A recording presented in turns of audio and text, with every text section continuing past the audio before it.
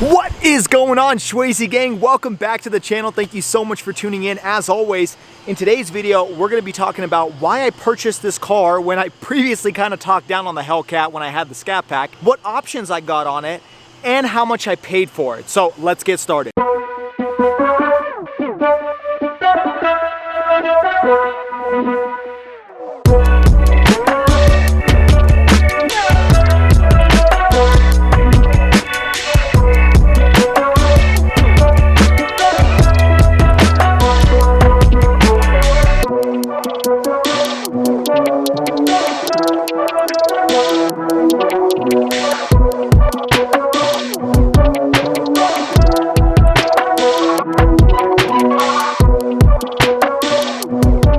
Alright, so if you guys have been watching this channel since October, you'll know that back in October of 2020, I purchased this car from Denver, Colorado, and drove it over 500 miles back home to Salt Lake City, Utah.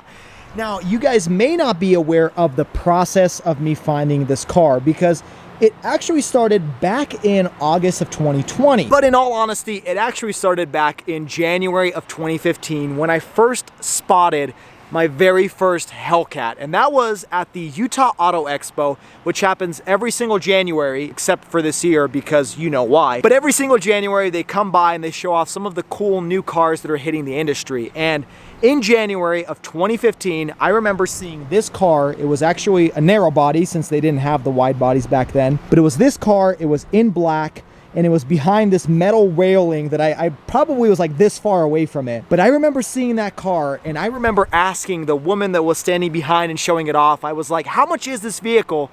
And she was like, well, it's about $75,000 or something like that. And I remember thinking to myself, one day I am going to buy this car. And at the time there was a lot of headlines, a lot of information about that car. There was so much buildup and so much hype that seeing one in person was just amazing. And the Hellcat is really what got me into the brand. I fell in love with it and I started searching for my very own Challenger. Now, if you guys have been a long-time subscriber of the channel, you'll know that at the time I had a 2013 Mercedes C300 4MATIC. It was an amazing car and I loved it, and it was all-wheel drive, which is exactly what I needed because here in Utah it snows very often. This is actually like the first winter ever that it hasn't snowed a crap ton, but most of the time it snows a lot, and having a rear-wheel drive muscle car just isn't very realistic here in Utah. But I had still had that goal in the back of my head, and so I continued to search over time for any Challenger that I could find. I was on the Dodge website all the time. I was looking at incentives, I was looking at monthly payments, and I was thinking to myself, how can I afford this car, and can I drive this in the winter time? Now, at the time, they did not have the Challenger GT. That car actually came out about a year or two later after the Hellcat. And at the same time, I still didn't want to spring for a GT because at the end of the day, it was a V6, which was the exact same engine that I had in my Mercedes C300.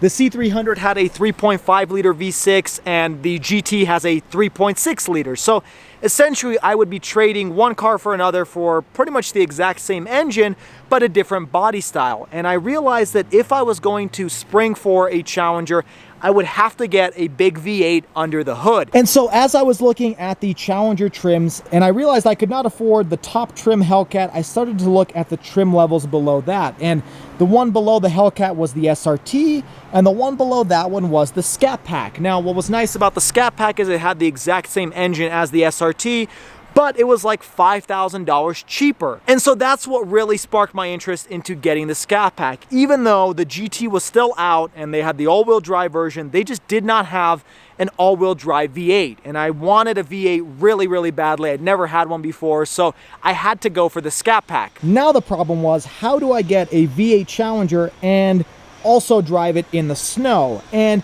I had pondered the idea for a while about maybe putting sandbags in the back, and I actually asked a bunch of YouTubers who had reviewed this car, you know, can you realistically drive this car in the snow? And the answer is yes, you can, but should you? Probably not. Because at the end of the day, a rear-wheel drive car is a rear-wheel drive car, especially one with 485 horses in the back like the Scat Pack.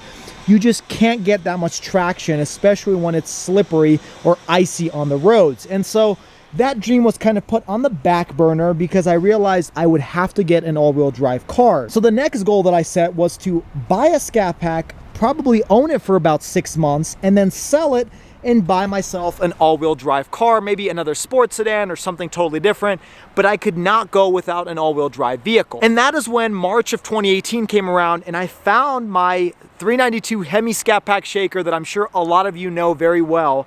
That car was initially only going to be on the channel for like 6 months, and then I was going to sell it. But I fell in love with the car and I could not sell it 6 months later, and that is when I purchased my 2018 Toyota RAV4, which has been a great daily driver and a perfect car in the snow. Now, I did not have the intention to buy the Hellcat. As a lot of you know, I've actually kind of talked down on the Hellcat because I made videos discussing why you should choose the Scat Pack over the Hellcat and how the Hellcat just isn't really that much better driving on the roads because, well, at the end of the day, you can't really get any traction on the Hellcat. Well, I still stand by all the things I've said in those videos, but at the end of the day, I've always wanted a Hellcat. It's always been my dream car, and so I've casually continued to look for certain incentives and certain deals on new and used Hellcats over the last 5 years. And that brings us to August of 2020, where I find some amazing offers on some brand new Hellcats. And that's when I realized that I could potentially buy a brand new Hellcat, which is my dream car,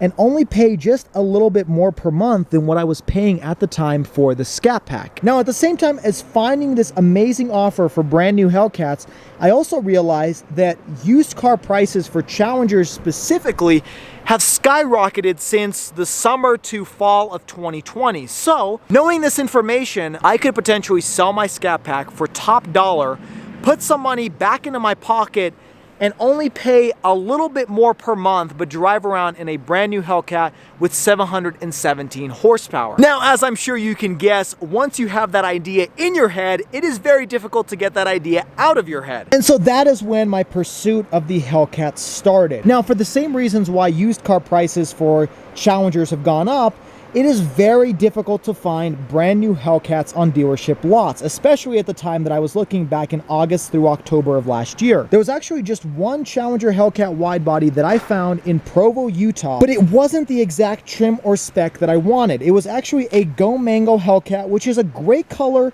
but definitely not my favorite. From day one, since the Challengers came out, I always loved the plum crazy purple color. I don't know why, but I love the throwback color of plum crazy purple, and I always wanted to find one. Now, unfortunately, at the time that I was looking for my Scat Pack, I could not find a plum crazy purple in the right trim and spec, and so I somewhat settled for a Destroyer Gray, even though thinking back at it, I actually love the Destroyer Gray just as much, if not more than the plum crazy purple, but that purple color kind of stayed in my head, and so I decided I will buy a purple Hellcat, and the only purple that they had at the time in 2020 was the Hellraisin color that you guys see on the screen. So Go Mango was definitely not my favorite color of choice, but I still decided to venture out to Provo, Utah and take a look at the Go Mango Hellcat. Now, I am actually very thankful that the deal did not work out for that Go Mango Hellcat because it just wasn't the trim or spec that I wanted. It wasn't the right color, and it had more features than I ever needed on any Hellcat, and I'd be stuck paying more per month for something that I didn't really need. Not that I need 717 horsepower, but this is a pretty low spec Hellcat, and that's exactly how I wanted it. So even though I was a little upset the numbers didn't work, I continued to search for a Hellcat, and it took me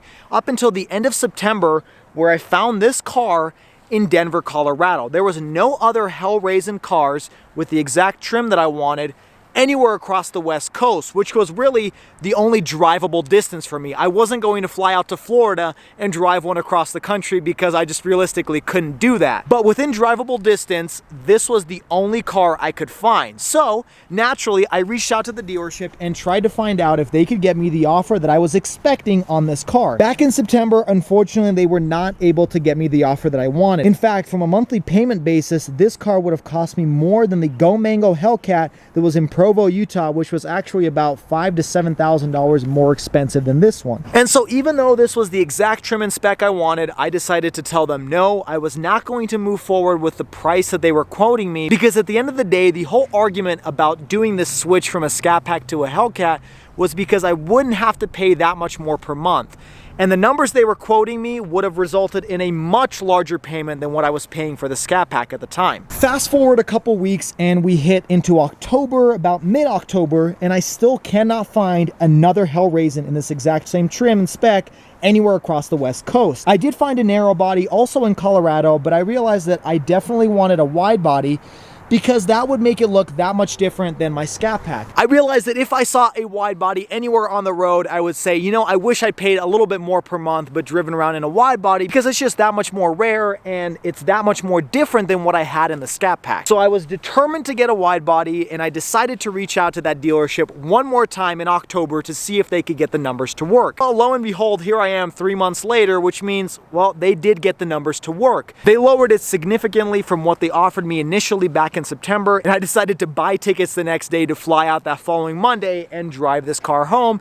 And the rest is history. I'm sure you know the whole story because I've posted videos about it. So there you have it, folks. That is the reason why I purchased the Hellcat. Number one, it's my dream car.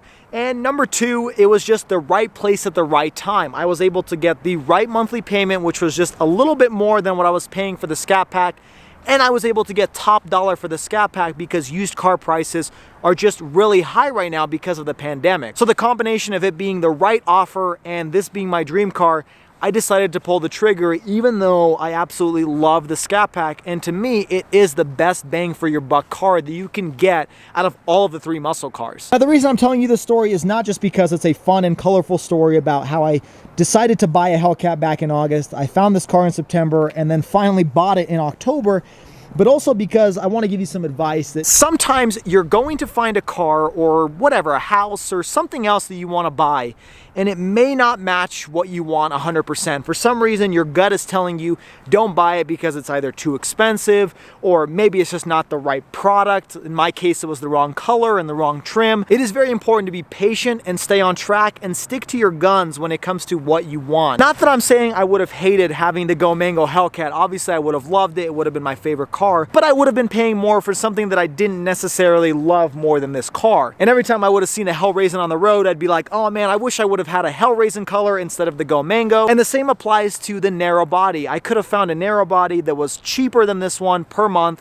but I realized that, you know what, I want to get a wide body because that's the car I want to see in my garage. And so this is just some word of advice for you guys. If you are in the process of buying something, maybe hold out and wait until you get something that check marks maybe 95% of all your boxes. Now, this isn't the exact same car I would have ordered from the dealership because I actually wanted the brown, like peanut butter interior, but I couldn't find one anywhere in the entire United States in the Hellraisin color. And so I kind of had to settle, but this one was pretty much 95% of the interior and 100% of the exterior of exactly what I wanted. So maybe hold out for whatever it is that you're looking for, and one day you may be able to find it and you won't regret buying something else in the meantime. All right, so enough of the motivational speaking. I'm sure none of you want to hear that from me. Let's jump inside the car and talk about the window sticker of this particular vehicle. All right, well, we're inside the car and I'm warming up because it's starting to snow outside. And I've got the window sticker right here so we can go over all of the options and the MSRP of this car. To start it off, the base price of the Hellcat, the narrow body, is $58,995. Like I said earlier, this has the Hellraisin exterior paint. It has the black interior color, the SRT Hellcat logo Alcantara Laguna seats, which is actually an option that I'll go into later. Got the 6.2 liter supercharged Hemi V8 that everybody knows about, and it's got the Torque Flight ZF 8-speed automatic transmission. A brief tangent, I did actually search for a manual initially. It is very hard to find a brand new manual anywhere across the US. Dodge realizes that most people are going to buy the automatic, and so most of the dealerships I was looking at had the automatic. There was only one manual I found, and it came with the cloth seats, which I was absolutely against since it's like a $70,000 car. But anyways, I'll continue. This one has standard equipment of the competitive suspension, adaptive damping suspension, line lock, anti-spin differential rear axle, launch control with launch assist, dual scoop hood, which is the dual snorkel hood that I always talk about, has the conical cold air intake, after run chiller, active exhaust, SRT configurable drive modes, SRT performance pages, performance shift indicator, electronic roll mitigation, electronic stability control, ABS Brembo 6-piston front brakes, all-speed traction control, advanced SRT multi-stage front air airbags. I didn't know there were SRT airbags. It's got push-button start, park view, rear backup camera, park sense, rear park assist system, Sentry key theft deterrent system, tire inflator kit. There's no compact spare in the back. Now this is actually a cool feature. It has the SRT track experience. So if you guys own any SRT product, whether that's the 392 SRT or the Hellcat, you guys can actually sign up for the track experience, which is dodgegarage.com/SRT. And I will probably do that sometime this year, depending on how the pandemic goes. I fly out to, I think the closest location is Arizona, and I do the SRT track experience where I get to drive around in an SRT product around a closed track and have fun with the car. Now, let's jump into the interior features. It has a 200 mile per hour speedometer, which is probably one of my favorite features. It's got the Uconnect with the 8.4-inch display. I do have SiriusXM with 1 year subscription for free. I've got the SiriusXM Guardian connected services, which is where I can use an app to turn the car on remotely or lock and unlock or check the GPS. A lot of stuff with the app is integrated with the SiriusXM. I've got 6 premium speakers. I've got 4G LTE Wi-Fi hotspot, 6-way power driver's seat, 4-way power driver lumbar support, heated front seats, SRT leather wrap steering wheel, which was actually replaced in a different feature with Alcantara. Got heated steering wheel, dual zone automatic temperature control, integrated voice command with Bluetooth, Apple CarPlay, Android Auto, and I've got some 2 USB ports and auxiliary jack, as well as the 20-inch by 9.5-inch SRT low gloss black performance wheels, which were actually changed in the wide body package, which we'll get to in a second. So that is the standard features on pretty much any Hellcat, regardless of whether it's a wide body or a narrow body, because the wide body isn't actually a model, it is a option that you can get on the base SRT Hellcat. So to kick it off with the optional equipment, there's not very many here because, like I said, I wanted to get a lower trim model since I don't really play with all the other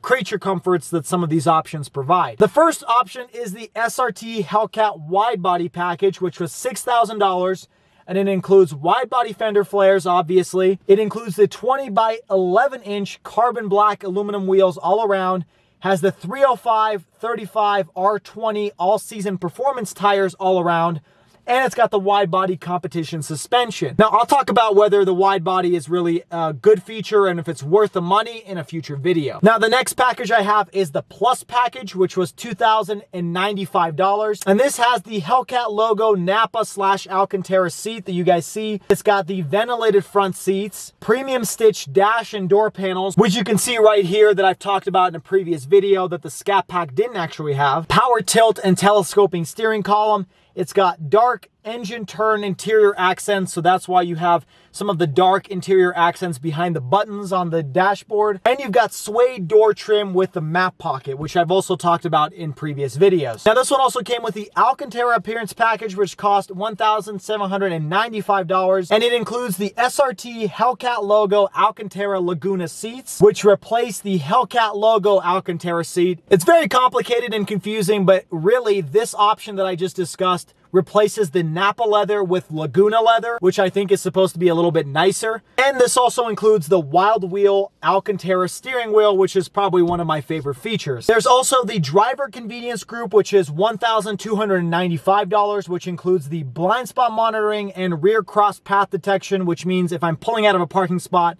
and somebody is crossing the road or driving towards me, it's going to alert me with a sound inside the cabin. The driver convenience group also includes high intensity discharge headlamps and power multifunction mirrors with manual fold-away. Now, the next feature after that is the TorqueFlite 8-speed automatic transmission, which is $2,995. Has the steering wheel mounted shifters, has remote start system, it has a leather wrapped shift knob, and it has the auto stick automatic transmission where I can shift the gear lever and manually shift myself. This one has the SRT performance spoiler for $995. And it has the Uconnect 4 with 8.4-inch display, which includes 5-year SiriusXM and GPS navigation for $795. Now, the last feature, which I wish I didn't have to pay for, is the gas guzzler tax, which was $2,100 on this car, and the destination charge, which I also wish I didn't have to pay, of $1,495, which brings the hefty price tag to $78,560 for this particular Hellraisin Hellcat. Now, this MSRP is pretty much exactly how I built my car on Dodge's website before I even found this vehicle. The difference was, rather than having the SRT Hellcat logo Alcantara Laguna seats, I actually opted for the peanut butter brown color, which does not include any suede. It's just pure leather, whereas mine has a little bit of suede over here on the back and on the seat cushion. That is pretty much the only difference from the build that I actually created on the website. So as you guys can see here, this is one of the lowest spec Hellcats that you can find. A lot of the ones I was looking at were closer to $80,000 to $85,000 because they include the carbon fiber interior, they have the suede headliner, they have like a wrapped hood or roof or trunk lid, and all of those things add up to over $85,000, which in my opinion, this car does not need carbon fiber because it's already a heavy boat. So you don't really need to save weight by adding carbon fiber. I don't really need a suede headliner. I actually don't even need suede on the interior, but it happens to be one of the packages, which includes other features that I do want. So if you're searching for a Hellcat across the country, you're probably gonna get a lot of those other features, which are really cool, but not really necessary if you really think about it. Overall, there's not really any options on this car that I would remove. There's not really ones that I would want either. Like I said, the only thing would be a brown interior, but that happens to be the exact same price as the Alcantara Appearance Group. You kind of have to have the Plus package if you want any type of leather interior, which I wanted because I did not want cloth seats. And a driver convenience group is a must for me because I have to have blind spot monitoring in this car. You could probably get rid of the Alcantara Appearance Group and just stick with the base leather seats that come with a Plus package. And you could probably get rid of the SRT Performance spoiler because the regular spoiler doesn't cost you anything and still looks pretty good. But overall, that would only save me a couple grand. And like I said, I was not able to find a cheaper Hellcat Widebody anywhere in the West Coast. Now, I'll briefly go over the fuel economy, which is 13 in the city and 21 in the highway for a combined 15. And it devours 6.7 gallons per 100 miles. And that is why I have the gas guzzler tax of $2,100. It says on average, I'll spend $8,750 more in fuel costs over 5 years compared to the average new vehicle. And the annual fuel cost is going to be $3,250. The fuel economy is rated 2 out of 10 and the smog rating is 1 out of 10. So definitely not for the environmentally friendly in this vehicle, but I have managed to get 16, 17, and 18 miles per gallon pretty easily. So that finishes off the process of buying this car, why I chose the Hellcat, what options I got, and ultimately how much I paid for this vehicle. Now, since this video is already probably 30 minutes long, if not longer, I wanted to break this video up with another video where I discuss how much I actually pay per month for this car. I kept referencing it in this video how I only pay a little bit more than I do for the Scat Pack, but how much is a little bit more? Is it $1,000? Is it $5? Is it $100? What is that amount? And I will talk about that in the next video. That is a whole different topic about how I afford this car, how I afford the Toyota RAV4, and I'll briefly discuss what I do for a living. So stay tuned for that video.